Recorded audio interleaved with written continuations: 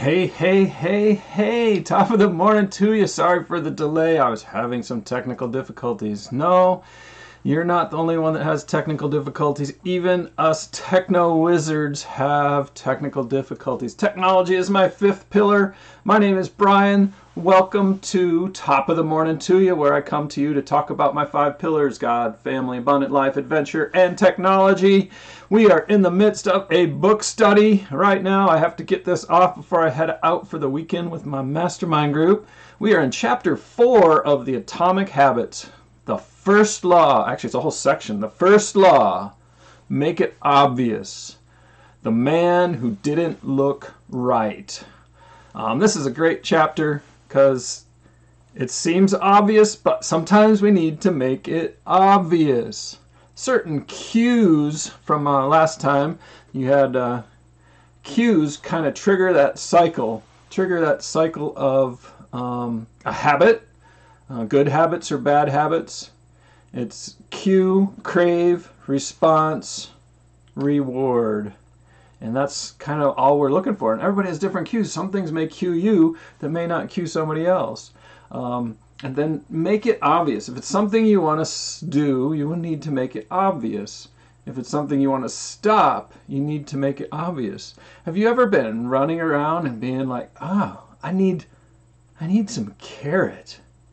That's kind of your body taking care of itself, giving you a cue that there's certain vitamins my body knows are in carrots that I need, or spinach. My wife, she's like, I need some beef. I need the real beef right now, honey. I love fish, and I kind of avoid beef. Maybe my upbringing, I'm not sure what. But you don't even need to be aware of the cue for a habit to begin. That's a quote from the book. You don't need to be aware of the cue for a habit to begin. So those cues may not be aware, but there's also other things that you're already past the cue, you're into the craving, you're into the response, and you're like, what am I doing? Why am I here? Why is this cookie in my hand? So what cues do we need to find? What are those hidden cues that we don't even notice going on that we need to find and remember so that we can catch them in the craving phase or in the cue phase, even better, so that we don't go down that habit pattern anymore? I used to keep a bag of candy right here. I was bragging about my good food, but I used to keep a bag of candy right over here on my desk back here that was really easy to get to. Well, now it's up there, and I usually have a piece in the middle of the afternoon. That's kind of a cue reward system, and it's tamed down because it's not right here on my desk. So what cues do we need to remember, and what do we need to think of? One of the topics in the book that he talks about, actually, let's go back to the title of the chapter, The Man Who Didn't Look Right. I have a certain set of eyes to catch and pick up something. The story he gives at the beginning of the book, I don't remember exactly all it was, but there's a family get together, and this woman's in the healthcare industry, and she's busy, and she just looks at the guy, and she's like, you don't look right. And he thought it was a playful family jab. Hey, you don't look right, Uncle Billy. But she was serious. He really didn't look right. And just by looking at him, she knew something was wrong. It turned out there was, and they got him to the hospital, got him rescued and stuff. Those are the cues that were professional, that woman does all the time. You've heard the story about bank people and counterfeit detection. All they study is the real thing. And then they can easily pick up fake things. So they know and study real ones. They don't study a whole bunch of counterfeit dollars. All they study is the real dollars. And then when they see a fake dollar, it's like, that doesn't fit in. That's a cue. It's going to come up really fast like it did for that woman at the beginning. The habit scorecard, you need to kind of score. What habits are you doing? What is going on in your life? What are your cues? What cues do you want? How can you stack habits? I think that's later in the book, but we'll get back to it. What is unconscious to you? What are you unaware of that you need to be scoring? And sometimes it comes from the reward. Okay, what rewards did I get today that I didn't want to get? What rewards didn't I get today that I do want to get today? And then going backwards and setting up cues to get what you want, going backwards and finding the cues to stop what you don't want. So we need to find or remember or create cues for the right things, find and block cues for the wrong cues. From the book, as the psychologist Carl Jung said, until you make the unconscious conscious, it will direct your... Oh, I'm off the edge of the screen. It's right in the middle of the quote, too. It will direct your life, and you will call it fate. Until you make the unconscious conscious, it will direct your life, and you will call it faith. One of the systems in the book that was fascinating to me was calling it out. The Japanese railway system started this, where they're just calling out, stopping at the gate, slowing down, closing the doors. All the staff on the railway were talking about kind of common sense, everyday steps of their job, but just by calling it out, others in the vicinity could hear it. They knew they were doing the right things. There's an awareness going on. My personal story in that, calling it out so that everybody knows what's going on, so that you're sure you're doing the right thing, is sailboat racing. One of the trickiest parts of sailboat racing is turning the boat and making a jibe with the spinnaker up downwind. And everybody's got a role in the boat. The guy, the skipper running the boats, is ready to jibe. And everybody says, ready. Or they raise a flag and say, not ready. And then the skipper will say, turning downwind. And the front guy in the boat can say, jibing the spinnaker. And he'll be taking the pole off of the mast and shifting it over and getting it hooked up on the other side and moving to the right places. Everybody else in the boat is balancing, and the skipper's watching and listening. And as soon as he gets that pole hooked up on the other side of the mast, he hooks it on, and it's secure between the pole and the sail out there. He says, it's made. And then we continue racing down the course. Aye, aye, Captain, to go back to the pirate way of things. But calling out what you're doing. I'm picking up this piece of candy. Okay, it's not a candy, it's a cough drop because of that horrible cough I had last week. I'm going to open it up and eat it. Whoa! Saying those two things might stop me from eating that piece of candy. Calling it out. I'm going to go running right now. All right, I said it. Now I'm more likely to keep going through those steps. I got to get my running gear on and doing that. So calling out things, whether you want to do them or not, really raises your awareness of what's going on. I'm picking up this drink. This is my soda from the movie last night. So luckily it's empty, but and I shouldn't have got the big one. So don't judge me for that. But usually there's the water over here in the morning. And I'm traveling this weekend, so I had to wrap up a few things last night. What is your level of awareness? Sometimes it needs to go up, and sometimes it needs to go down. That's from me. Sometimes our level of awareness needs to go up. We need to be picking up on everything. And sometimes my level of awareness needs to go down. I need to be focused in on what I am doing with no distractions. I can't remember if it's this. Oh, it's the other book I'm reading. Oh man, the other book is crazy. We'll get to that later. Sometimes you need to be more aware of things. Where are those rewards you don't want showing up? And that's an area you need to raise your awareness. Okay, what are the... you don't start with the reward. It goes through all 4 steps. What was the action or the response? What was the craving? And what was the cue? And a lot of times, in the areas we don't like, this craving creates a bigger result than the actual reward. Let me say that again. Sometimes that craving creates a bigger result than the actual reward. I think it's going to be like this. And it's really like this. And it comes with baggage. Cheating on your wife seems like oh yeah, that would be fun. I can't even think like that. But you see that hot woman at the coffee shop, or you're traveling and you're like, ooh, that craving, that imagination is much bigger and amazing than the reward. You think this is what's going to happen, and this is what happens.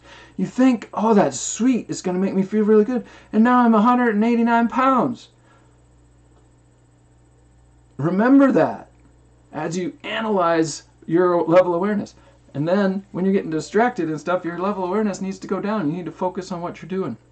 Calling it out again, when I was ski coaching, we would travel, and we're at big events. We don't have a lot of space. We don't have a lot of time. It's the Junior Olympics, regional or national championships or international stuff, and you've got a van load of kids, 13 to 20 years old, depending on the event and on the trip, and I get in the driver's seat, and I just have this calling out. Skis, boots, bindings, poles, shin guards, bib, credentials. And the kids are all like, yep, got it, got it, got it. And they're like, bindings. And it's funny because the bindings are attached to the skis, so you really don't think of it. So it really increases their awareness because I said bindings, and that's not something they need to think about. But it got them listening. What is the list of things on there that they need to have to be successful in that race that day? Remember, the conscious mind is the bottleneck of the brain. When we start thinking about something, that's where we slow everything down. So if we can train and build up and use cue, craving, response, reward to automate stuff, to simplify life, that's awesome. But when we need, some of those things are there that we don't want, we need to take that bottleneck and use it. We need to use our mind and accept that bottleneck to make that change in our behavior. The more automatic a behavior, this is from the book, the more automatic a behavior comes, the less likely we are to consciously think about it. So that's where we got to bring it up. Bring it up. Why did I do that? What were the steps before? It's a habit. I don't know any of the 4 steps. I just do it. I walk in the room, I turn on the light. Great. That's fine. I walk in the room, I open the cookie jar, I take out holy moly, you just did a whole bunch of steps and now I'm fat. The more automatic a behavior comes, the less likely we are to consciously think about it. I get up in the morning and go through my savers. I don't think about it so much. I think about my scriptures. I'm actually thinking about my scriptures. Because it has gotten a little habitual and I lose focus. I caught myself, it wasn't my scriptures, but I was reading a spiritual book this weekend, and I caught myself down the page on Kindle, and I was like, whoa, I'm gone. And I had to bring myself back, and I reread the page. So I'm really getting that discipline of doing one thing at a time. You cannot be a switcher. Don't be a switcher. As much as you think you cannot be a switcher. Oh, that's the other book I'm reading. We got to read that book. We got to read that book. Stolen Focus. You got to read that book. You have got to read that book, Stolen Focus.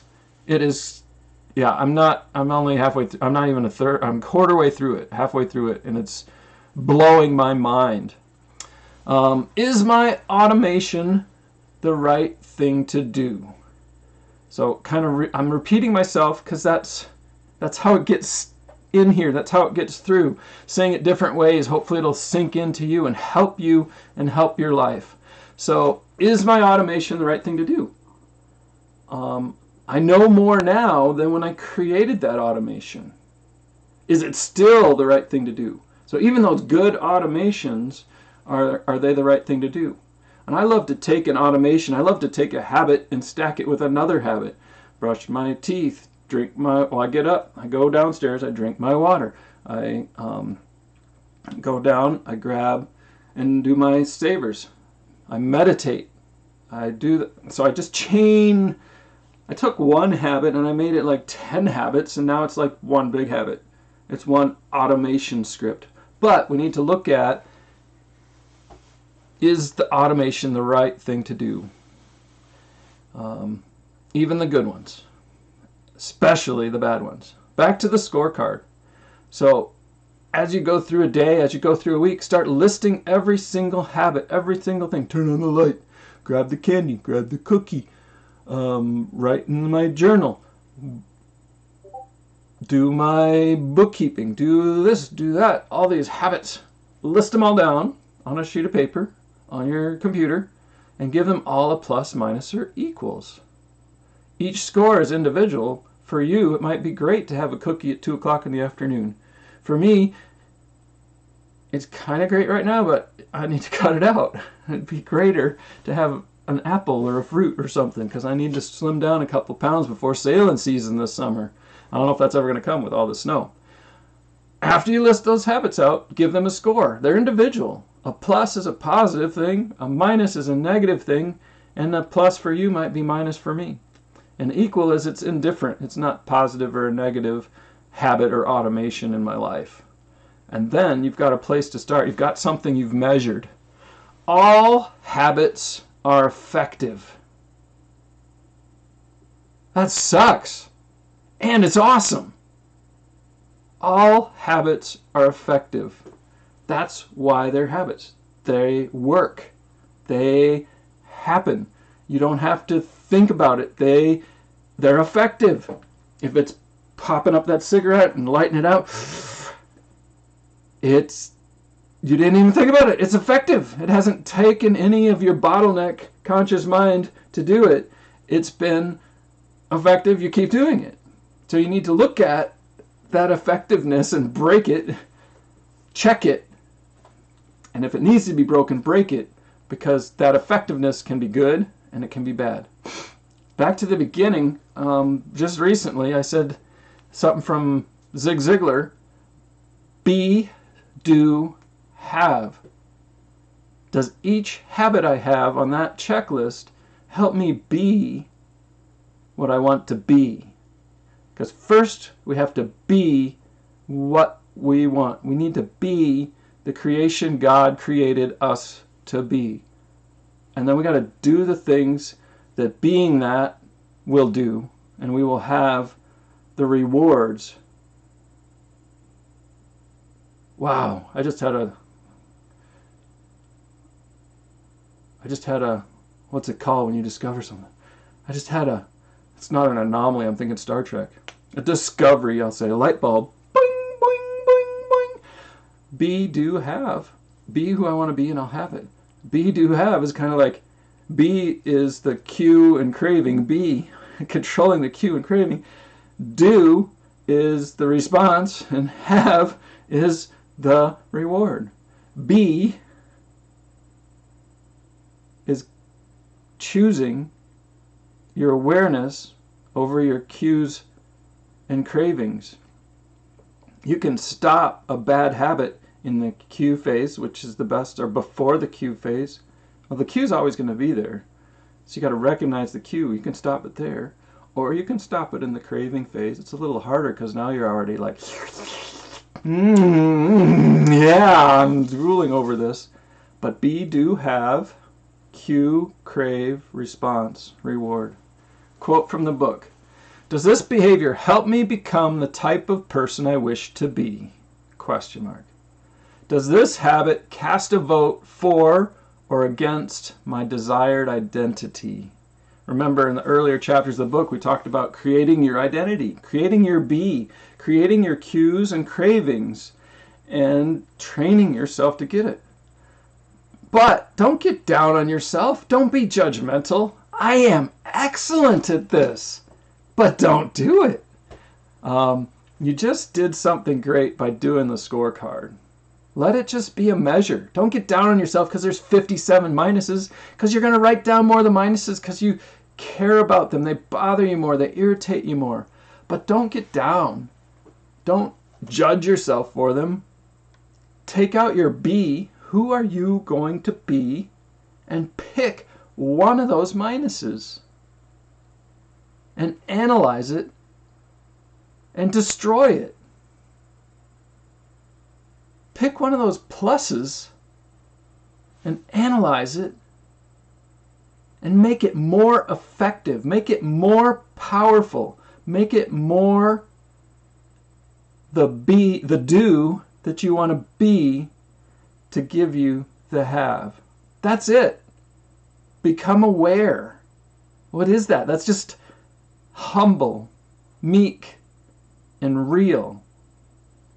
Blessed are the poor in spirit. Blessed are the meek. Blessed are those that hunger and thirst after righteousness, for they will be filled. Thanks for joining me today. My name's Brian. This is Top of the Morning to Ya, Chapter 4 of the Atomic Habits. Stay tuned for Chapter 5 in the near future. Thank you for joining me, and you be blessed.